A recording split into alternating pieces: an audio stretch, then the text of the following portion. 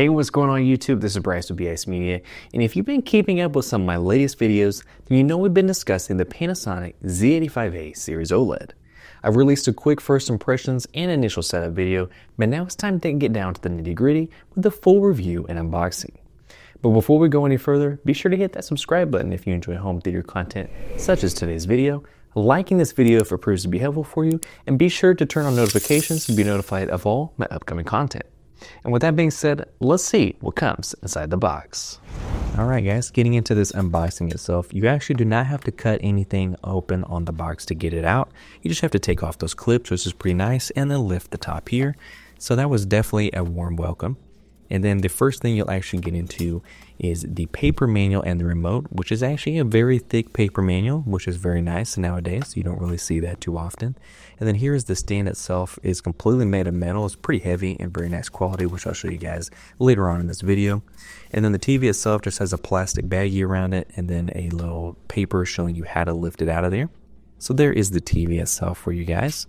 And then to go ahead and put the stand itself on, it's just 4 standard Phillips screws. You want to go and elevate this TV either on the box itself, your couch, your bed, anything that you can to make it where it's a little bit easier to put the stand itself on.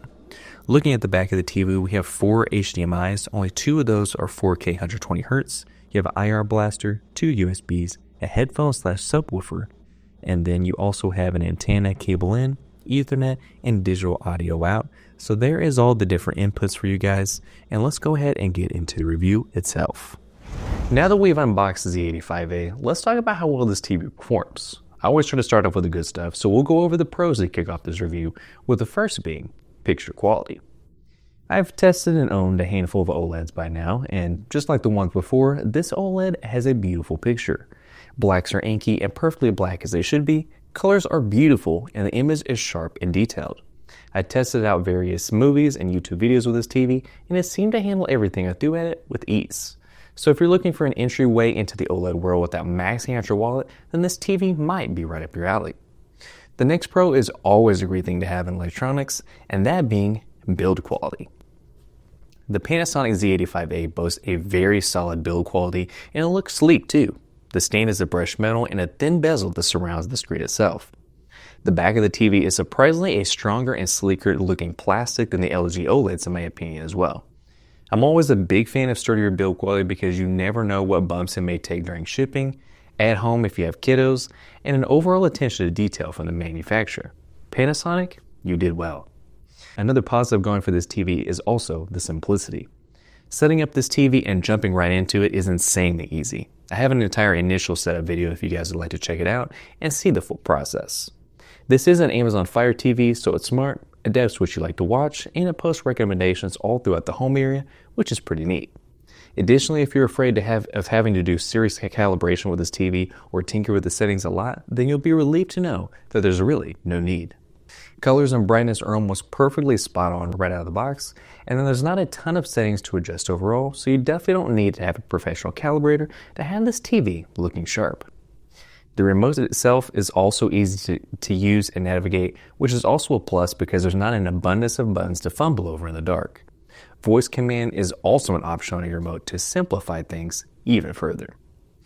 So we now have 3 great pros for the Panasonic Z85, but what are its weaknesses? Let's find out. As with all technology, there is always a thing or two we're not huge fans of, and the Panasonic Z85A has a few negative things worth mentioning before hitting that buy it now button. The first being the brightness. If you're thinking of placing this TV in a brightly lit room, then you'll likely find yourself very disappointed. It only seems bright in a dimly lit or dark room, which is no bueno for HDR content. I'll place ratings.com's numbers for its brightness for context as well. Brightness is automatically 100 for HDR10 and Dolby Vision content, but I had to double check my settings because I felt like it was too dark in certain scenes and I wanted more of a pop while viewing. It's not the worst, but it definitely leaves plenty to desire during playback. The second con with this TV that I'm not a huge fan of is it's an Amazon Fire. Historically, Amazon Fire has never been integrated into a top-of-the-line TV to my knowledge, and this was my first experience testing it. Sometimes it seems to take a bit to boot up and connect to Wi-Fi at times, but I say overall that it does what it needs to do to get the job done. However, what I do not like is that you're forced to sign in or create an Amazon Prime account to fully use the TV. If you don't, you're limited on the apps that you can use, which is absolutely absurd. A TV's complete usage should not be reliant on creating an account if you don't feel comfortable doing so, and I find that to be a huge red flag for consumers. It may not seem like a big deal to a lot of people out there, but you shouldn't be forced to share information or create accounts just to fully use something you pay for. Just my thoughts though. Lastly, my final con has to do with the size availability. The Panasonic Z85A is limited in size that you can order this TV, and it only offers two sizes. It's available in the 55-inch and 65-inch, which I tested out the 55-inch. This model won't be ideal if you're looking for something to fill your wall for immersion, but it's still decent sizes for a small to medium-sized living room.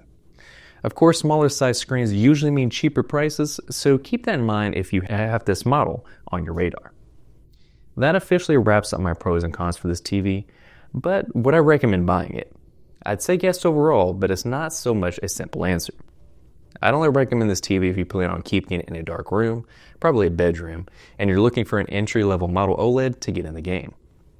If you're looking for something that can battle glare, has bigger size availability, and has more customization, then I'd say the Panasonic Z85A is not for you. However, if you'd like to grab this TV for your home, then I have my Amazon affiliate link in the description and pinned comment for your convenience. And using my link helps fund videos just like this video, so I greatly appreciate it, guys. So, what are your thoughts on the Panasonic Z85A? Will you be grabbing it for your home? Let me know in the comments. Also, don't forget to hit that like button if this was helpful for you, and be sure to subscribe to stay up to date on all the latest content. Thanks for watching, and I'll catch y'all in the next video.